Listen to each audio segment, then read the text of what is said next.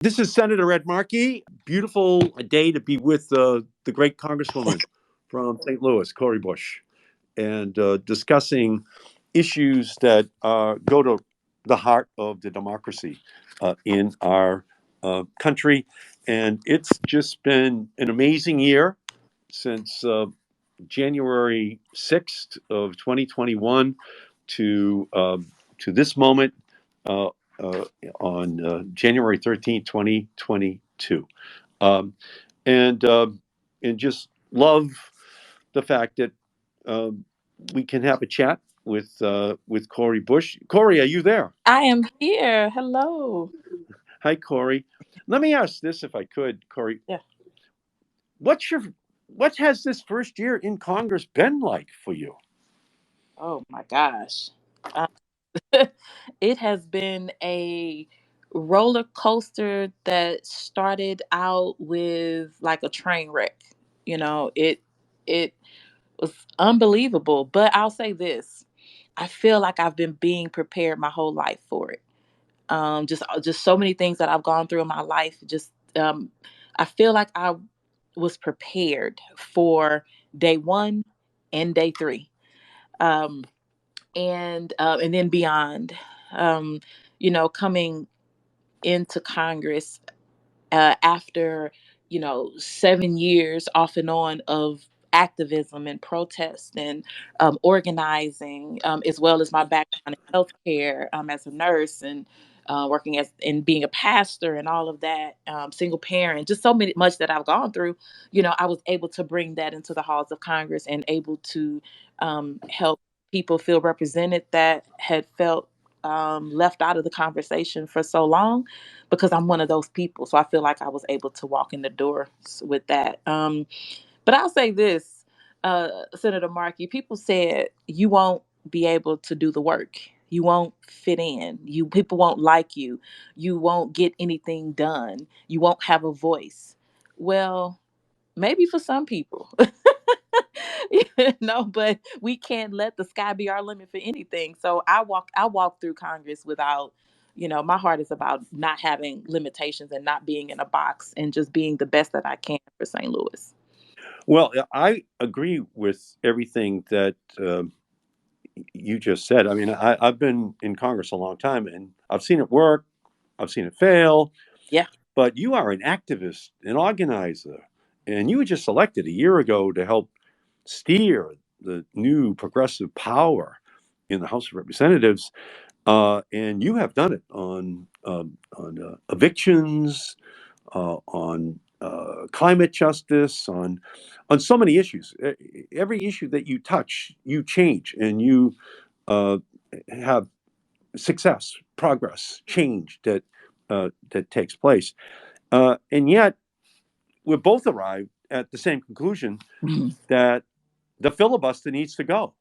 Yes. So, how has your personal and political experiences led you to this fight? Yeah. So, when I think about like you said, you've been in Congress since the 70s, and it was what, 1976, correct? That's correct. That's the year I was born. So, and so there's something to that. But I just looking at when you said that you've seen Congress work and you've seen Congress fail and you have stayed the course. So I think that that's part of it. You stayed the course. You saw how it can twist and turn, how it works for people, but then what the barriers are. When And then for me coming in, being someone since 1976 who has felt the barriers, who's felt the brunt of when Congress does not work, when or when it has, and so that is what I'm using. That's how I came to this conclusion, that thinking about what is in the way of so many of the things that I know that I wanted to see through the years, but also people in my district and around the country want to see. So why can't we have things that, but like basic things that we should have. Why are we fighting for the Equality Act at this point in time? We're fighting for an Equality Act. We're fighting for people to be able to collectively bargain. We're fighting for um, immigration reform. We're still fighting for police reform, for some accountability in our policing system when Black and brown people are being killed. Especially Black people are being killed disproportionately in this country, and especially in my community, where we are number one and have been number one for police murder for years. We're still asking for those things. And so that's why, if this Jim Crow relic, it's a Jim Crow relic. So if this Jim Crow relic that has been used to stall racial equity and justice, if it's in there as a tool of obstruction to hurt folks and to keep people. And I understand some people say no, well, it has its good things, but when we talk about civil rights, it has been in the way year after year. No, absolutely. And I was elected to Congress in 1976. That's 45 years ago. Yeah.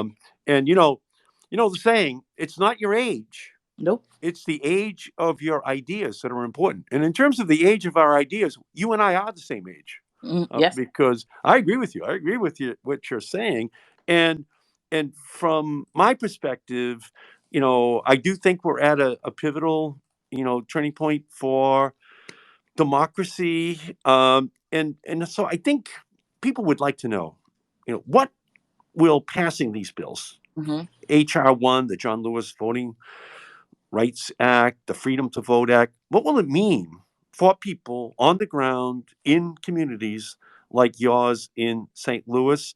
And what's at stake for those communities if Republican voter suppression efforts are successful?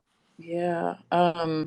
So first, Senator Markey, thank you for all that you have done for in these 45 years. Those things that went unnoticed, and those things that got us to this point. So thank you for being vocal, and thank you for standing up, even though others, especially even people in leadership, don't want to see an abolishment, a full abolishment of the filibuster. But you have stood strong.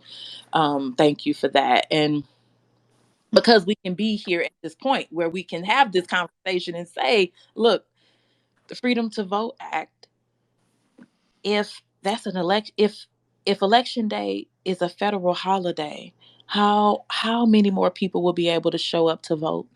Um, we My district is a majority minority district. And this district is a district where so many of our folks are the essential workers. So many of our folks are those that I even have to still say now, you can take off work to go vote. But so many of them are like, no, I cannot take off work to go vote, or I can go, but I can't stand in line. Mm-hmm. So it would help with that. We're talking about online, automatic, and same day voter registration. My community, I don't know about other folks' communities, but we don't have that to be able to show up and register to vote and vote. I think mail in, to be able to do your mail in voting, and one thing that is very important to me, restoring voting rights to people who are formerly incarcerated, who've been convicted of felonies across the country, making that the mainstay. I It would mean so much to communities all across this country, but especially in my community, when people leave the carceral system and they feel like, I cannot vote. And even when you tell them, like, hey, yes, you can. No, because you know what they say? If I show up to the polls to try to vote, the police are going to arrest me. They have this ingrained. So if we can put dollars into educating our folks to know that you can vote, once your time, you can vote. Think about how many people leave the carceral system in a state every single year. So if we have 80,000 people leaving the carceral system in a year, or 30,000 people leaving the carceral system in one state in a year, how many voters does that add to the roll? And how does that change elections? A lot of people, when they look at this issue, I think they sometimes can conclude, well, that's an issue for Arkansas, for Mississippi, for Alabama, for Georgia. But the Missouri legislature just very recently passed a very strict photo ID requirement, Hmm. and it has a long history of implementing discriminatory voting policies. That's Missouri. That's Yeah. the Missouri legislature.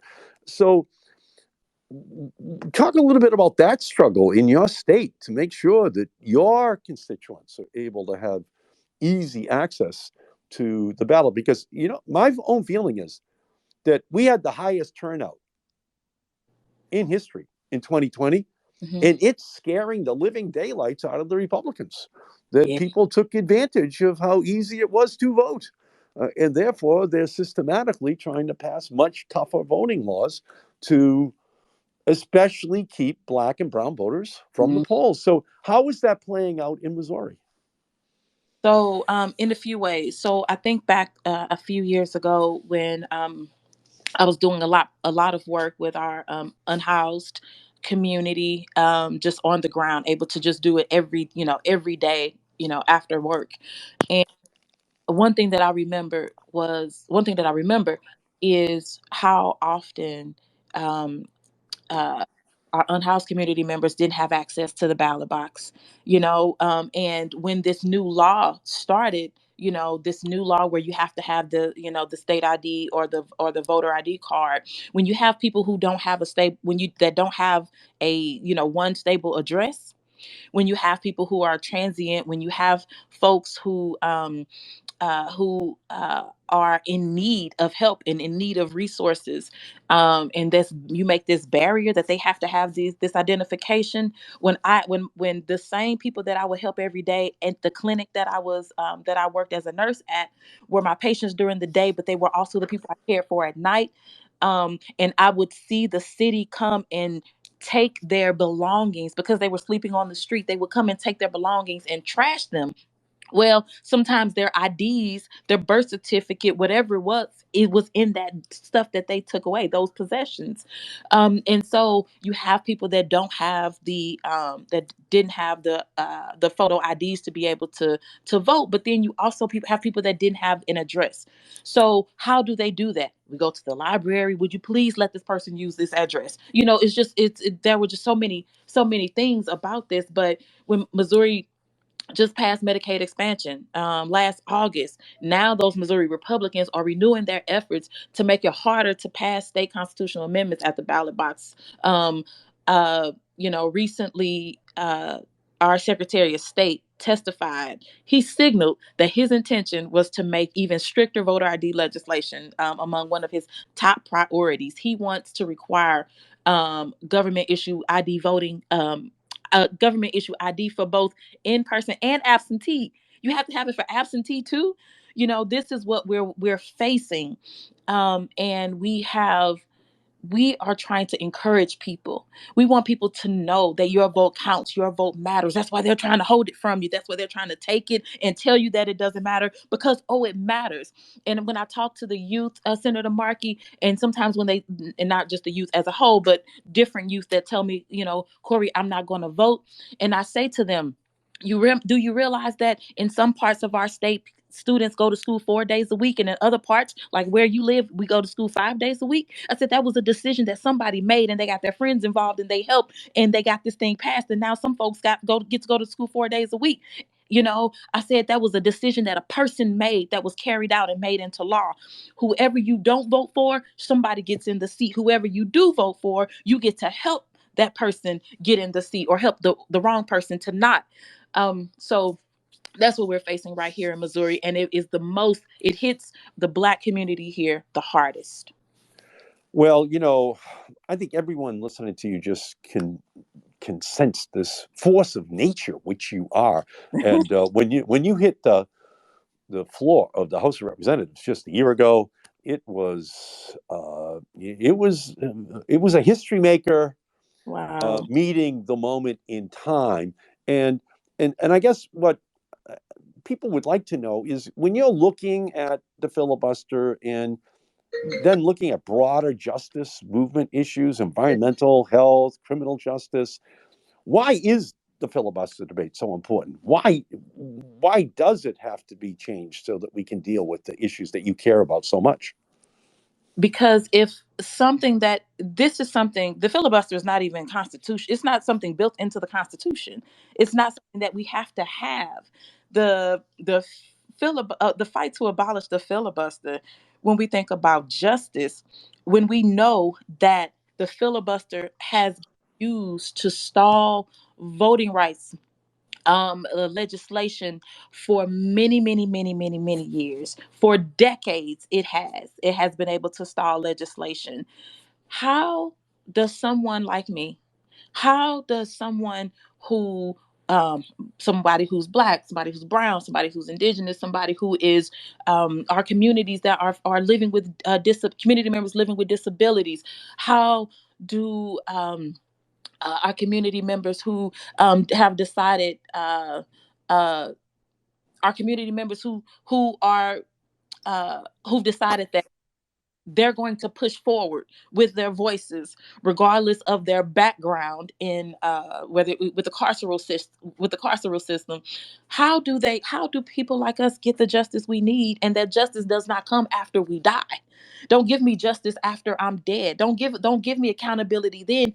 Give it to me here. So without the right to vote, how can we elect the folks who are going to be able to fight for these environmental justice bills, for Medicare for all? How do we get Medicare for all across the finish line when we have the people who need it the most, the people who benefit the most, the people who benefit the most from having true justice in their environment, for not having to go to school with lead pipes and not having to live in housing with full of lead pipes and asbestos? How do we get where lead and arthane and methane and arsenic aren't flowing through their communities? How do we get there unless we open the door for people from those communities to be able to walk into the seats, to be able to speak to it? And that's what I feel like.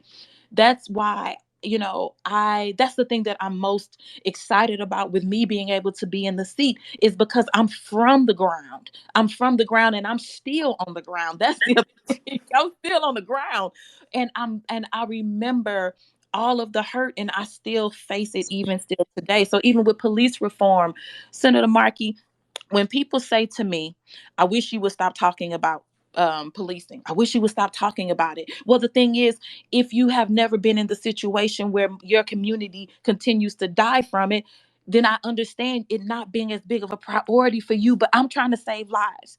So for somebody else, my sister in service, Rashida Tlaib, she always talks about water. She's going to talk about lead pipes, and she's going to talk about water, and you don't have to want to hear about it, but she's going to do that because she knows what her community needs. Somebody else may feel like, oh, child, we don't want to hear about that. Like, let's talk about, the fires, the wildfires. Well, yeah, that's happening we have to advocate, and for our communities, from our communities who have been through those struggles. When I hear you, I just know that the filibuster has to go. Yes. We have to be able to do all these great things. My father drove a truck for the Hood Milk Company, and my brothers and I, when we grew up, we always think, well, our father's a truck driver. We're not from Winchester, we're not from Newton or Brookline, these wealthy communities. But it turns out, of course, that there was no discrimination against us. We were white boys growing up in the United States of America. Okay. There was no discrimination. Mm-hmm. When I think about my family history, though, I go back to my great grandfather, who got off the boat from Ireland in 1858, and then he got drafted and fought in the Civil War, coming down from New Hampshire for 4 years, and he fought against Robert E. Lee, against all of these slave owners who were intending to deny the right to vote for African Americans. And they passed in 1870, right after the Civil War, the 15th Amendment. And I'm just going to read the 15th Amendment because I think it's important for people to hear, because people died to put this on the books. Section 1, the right of citizens of the United States to vote shall not be denied or abridged by the United States or any state on account of race, Mm-hmm. color, or previous condition of servitude. Section 2, the Congress shall have the power to enforce this article by appropriate legislation.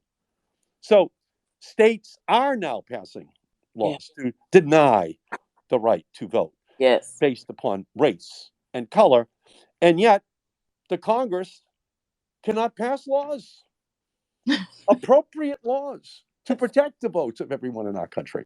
So I'm sure, again, my great grandfather is still spinning in his grave thinking that Robert E. Lee's statue is still up in Uh, states. John C. Calhoun's statue is still up in states all across the country. But let's be honest about it. That's what the Civil War was all about. It was all about freeing the slaves and then making sure they got every right under the United States Constitution. And they made it clear that the Congress had to pass laws, appropriate laws to protect that. And we're going to have this debate on Martin Luther King Jr. Day woo, on woo. Monday in the United States Senate.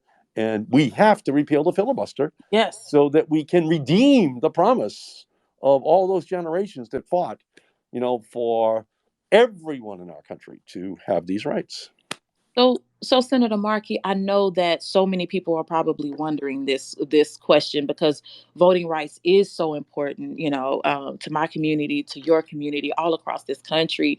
So since you said that, I can't tell you how many calls we've gotten into our office, about the John Lewis Voting Rights Advancement Act and For the People Act when we passed it in the House. What is the likelihood that this gets done next week? What are you hearing? Well, the president just came up to the Democratic caucus. And I just left the Democratic caucus where he addressed all of the Democratic senators, Okay. making a powerful, historic case for repealing the filibuster, for voting rights, so that we could redeem the promise of the American Civil War, redeem the promise of Yes. of Martin Luther King Jr. and the Voting Rights Act in the 1960s.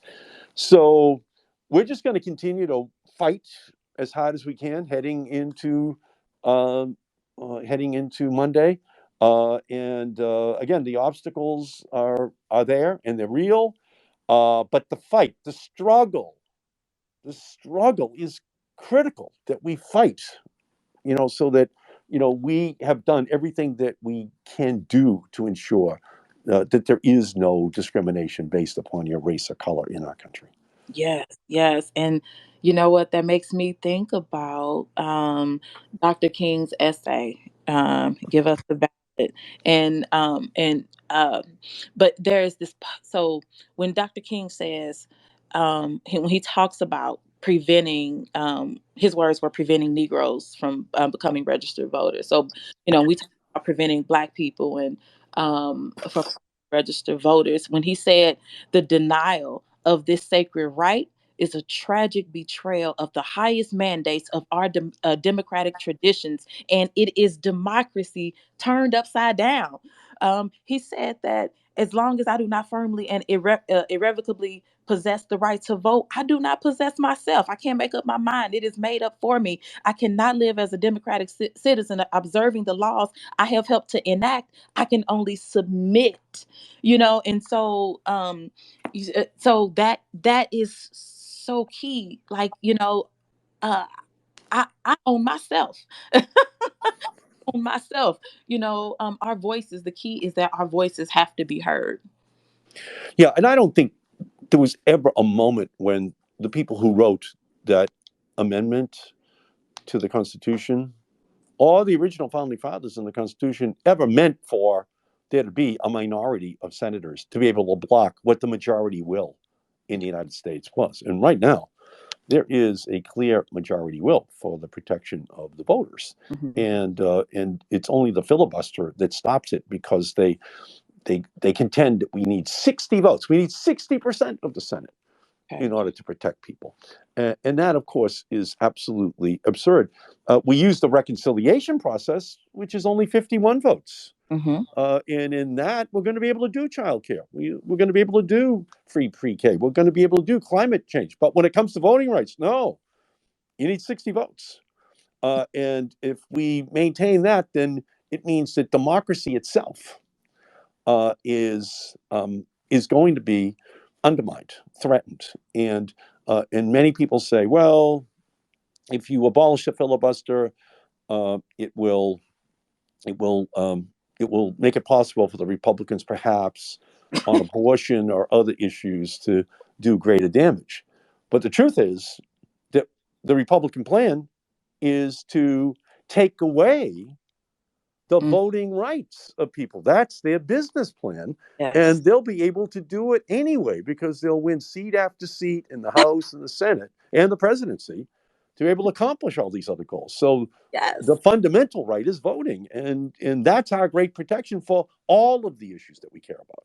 Yes. Yes. Absolutely. And how dare we allow that seditionist, insurrectionist mentality to then be move into positions of leadership, to be able to do more damage.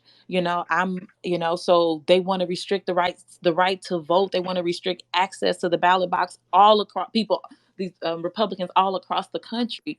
And it's working if we allow it to work.